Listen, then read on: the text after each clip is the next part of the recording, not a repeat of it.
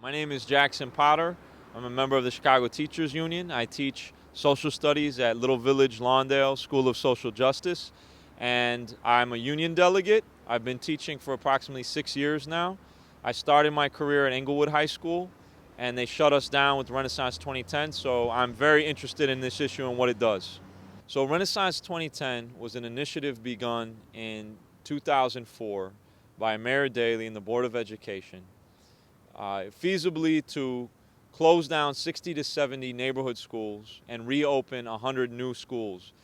So Rennaissance 2010 was initiated by the Civic Committee of the Commercial Club of Chicago in 2003 in a report known as Left Behind. And it essentially asserted that the Chicago Teachers Union was interfering with creating quality public education in the city. So what they've done ever since they declared war on the union in 2004 is systematically remove union schools from existence and replace them with non-union charter and contract schools. So what Rennaissance 2010 does is it gives, in particular, these two types of schools, contract and charter schools, the right and authority to recruit their students district-wide. What they also do is they have ingenious procedures they've devised to restrict students who are undesirable. So undesirable can mean any number of things. If they have special education needs, that means more resources, maybe lower test scores. If they have discipline problems, if they have English language learning needs. So these types of students under the charter and contract model can easily be excluded from enrollment. And what it does is it sets up this unfair advantage that these new buildings have at not only recruiting students that they choose, but also improving their test scores disproportionately and making the traditional schools look like they're not performing at the same level, and leading this process to spiral into a continuous tsunami that's engulfing our neighborhood schools, destroying these buildings that have been around for generations, and depriving them of resources they need to survive and better the education of these young people throughout the city. So we realized over time that this was a fraudulent process that didn't really involve the community, didn't listen to the voices of parents, teachers, and students, the three major constituents that are affected by every policy. And you have the Board of Education that is run by bankers and financial moguls.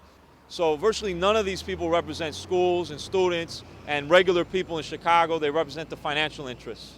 So the resistance sort of began and sprung up from this realization that we were being shut out of the decision-making process, and we developed a coalition that started fighting this, that brought together all the schools that have been targeted in this year's list, 22 school communities, and we were able for the first time to get 6 schools off the list. In previous years, we'd only succeeded in getting 1 school off the list. So I think by virtue of all of this organizing and the development of linking together the major constituents that are affected by the policies, we have successfully turned a corner and now are prepared to really overturn the policy as it exists today. There's also the Soto bill, which is now working its way through the House in Springfield. And the Soto bill is HB 363. It's calling for the retroactive overturn of the 16 school closures, consolidations, phase-outs, and turnarounds that were declared in February. So we are hopeful that this will pass the House. It's a whole nother matter in the Senate.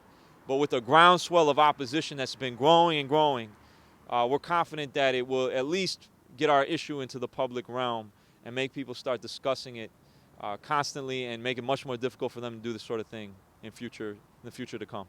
Look out for us going to Springfield and lobbying for these things in May. Please join us. We're going to charter a bus or two.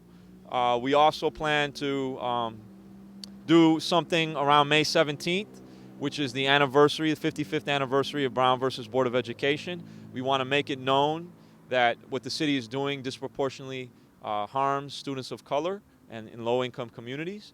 Please feel free to contact us at courtteachers@gmail.com.